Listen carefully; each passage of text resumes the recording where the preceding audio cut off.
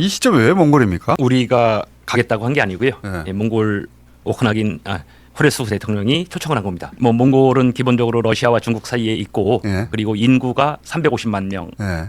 정도밖에 안 돼. 그 몽골이 숨을 쉬고 살려면은 러시아, 중국이 가장 중요한 두 나라고 그다음에 이제 몽골의 가장 중요한 정책이 제3의 이웃 정책이에요. 그래야지 러시아와 중국으로부터의 간섭과 경제적인 의존도를 낮출 수가 있어요. 미국과 일본 그리고 이제 그중에서 가장 중요한 나라가 이제 한국이 돼버린 거죠. 비행기로 3시간입니다. 그런데 일본의 몽골 사람들이 막 그렇게 많이 가질 않아요. 이상합니다. 그 이제 바다 섬나라이기도 하고 기후 환경도 안 맞고 일본은 너무 타이트한 그런 느낌이 들죠. 몽골 사람들이 살기에 너무 부담스러워요. 규칙을 지켜야 되고 적응하기가 너무 힘든 거죠. 몽골 사람들 한국을 훨씬 더 가깝게 여기 그렇죠. 한국에 오면은 정말 숨통이 트이는 듯한 그렇게 말해요? 예. 아니 고려 말에는 80년 동안 우리 같이 살았잖아요. 예, 그때는 뭐 이제 몽골 사람들은 바다를 되게 싫어합니다. 왜냐하면 징기스칸이 일본을 침략 실패했거든요. 어쨌든 습기가 많은 것은 몽골인들에게 좀 적응하기 힘든 기후입니다. 그래서 이제 대륙 또는 건조한 초원과 사막이 몽골인들의 고향이에요. 그래서 우리는 거기를 황량한 뭐 땅이라고 하지만은 그들에게는 정말 살기 좋은 땅이고 사실은 몽골이 있어야지 우리가 살고 우리가 있어야지 몽골이 삽니다. 몽골 초원에서는 사실 농사를 지으면 안 됩니다. 몽골 유목민들을 위해서는. 예, 그런데 지금 몽골의 기후가 점점 따뜻해지고 있고 비가 많이 내리기 시작합니다. 온난화 때문에. 그래서 사실은 강 근처나 이런 따뜻한 곳에서는 농사가 잘 돼요. 그 몽골 초원에서 강가에서도 지금 비닐하우스를 그래요? 해서 농사를 짓고 작년에는 벼농사 성공했습니다. 우리의 기술이 들어가서 몽골과 공동으로 농업 개발을 하게 되면은 사실은 우리에게 미래의 식량 창고가 될 수 있는 거죠. 우리에게 자원과 식량을 대줄 나라는 전 세계에 어떤 나라도 없습니다. 우리 스스로 해야 되는데 우리의 식량 자급률이 지금 너무 낮죠. 과거에는 러시아의 극동 지역을 주로 관심을 가졌는데 지금 러시아와 관계가 오락가락하는 바람에 이제 꾸준히 우호 관계를 맺을 수 있는 나라는 거의 몽골이 유일하다. 몽골 사람들을 보고 세상에서 제일 좋은 나라가 어디냐 하면 다 아이들 코리아라 그럽니다. 그래요? 그게 뭐냐면 이제 우리 민족과 역사적으로 언어적으로 문화적으로 가장 가까운 민족 하나 고르려면 몽골이거든요. 이제 그런 면에서 우리가 맨날 경제적인 이해관계만 집중할 것이 아니라 두 문화 민족이 가지고 있는 문화적 공통점을 가지고 그걸 단단한 바탕 위에서 좀 더 지속 가능한 미래 협력 파트너를 만들어가는 게 참 좋겠다. 이번에 이제 한몽 관계의 황금 시대를 열겠다라고 지금 이재명 대통령이 이제 몽골에 가는 거고요. 제가 몽골을 95년에 처음 갔는데 지금까지 몽골을 방문했던 사람 대통령들은 대부분 정권 말기에 외유성으로 몽골이 그만큼 몽골의 중요성을 몰랐던 거죠.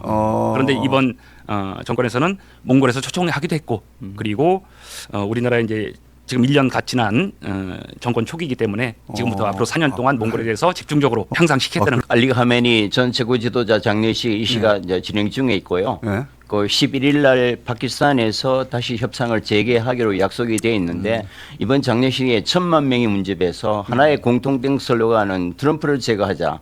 막 붉은 깃발을 다 보셨을 때 붉은 깃발은 이거는 이러한 전통에서는 이거는 복수를 의미합니다. 그러니까 1,000만 국민 하나하나가 최고 지도자와 그 가족들의 사례를 잊지 않겠다. 물론 뭐 그게 하나의 정치적 선언일 수도 있겠지만 또 본격적으로 시작되는 협상에서 상당히 강력한 대미 협상의 지렛대로 작용할 가능성이 크다. 몽골인들이 가장 바라는 건 사실은 비자 면제, 무비자를 원합니다. 왜냐면은 지금 우리나라에 한 5, 6만 명 정도가 상주를 하고 있는데 1년마다 계속 바뀝니다. 그런데 몽골에서는 사실은 무비자를 해주면 좋다라고 지금 원하지만은 그렇게 되면은 뭐 몇십만 명이 오겠죠. 그러면은 양국에 다 이제 큰 문제가 이 사람들이 단순하게 뭐 힘만 좋은 게 아니에요.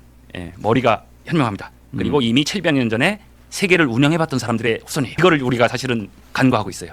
튀르키예도 마찬가지죠. 몽골 이전에 투르크 제국이 유라시아를 제패했던 그 기억이 지금 튀르키예의 정통성이 남아 있는 거고, 그렇죠. 예, 몽골은 자신들이 그거를 지금 가지고 있고 이제 가성비나 기술 이전이나 모든 조건에서 우리가 좀 유리했다고 전해지는데 사실 이번 이제 이란 전쟁으로 이제 미국과 EU 간의 관계가 굉장히 극심하게 나빠지지 않습니까? 그러니까 이제 유럽 국가 특히 나토 맹방들이 미국에 대항해서 우리끼리 뭉치자는 분위기가 굉장히 강하게 작동한 것 같고 이것도 상당히 영향을 발휘했다. 캐나다하고 독일은 이럴 때 우리끼리 뭉쳐야 돼. 미국이 저렇게 떨어나갈 때 이런 인식도 크게 영향을 줄 수도 있겠네요. 경쟁력보다는 그런 정치 외교적 요인이 더 컸을 수도 있겠으나 유럽 자체적으로 방위 역량을 강화해서 유럽의 안보를 유럽이 어느 정도 책임진다는 논의는 트럼프 일기 때부터 해오던 얘기입니다. 과연 유럽이 얼마나 빠른 시간에 할 수 있을까? 트럼프가 그 5%를 방위부로 책정하라고 딱 레전에 정해주지 않았습니까? 그 지금 유럽 국가들이 뭐 5%를 충족시킬 나라가 뭐 튀르키예 정도 빼고는 거의 없을 것 같고요. 그러니까 방위비를 5% 한다는 것은 지금까지 누려왔던 모든 복지 예산을 줄여야 된다는 그렇죠. 얘기인데 네. 그게 단시간에 하는 건 쉽지 않고요. 우리 방산도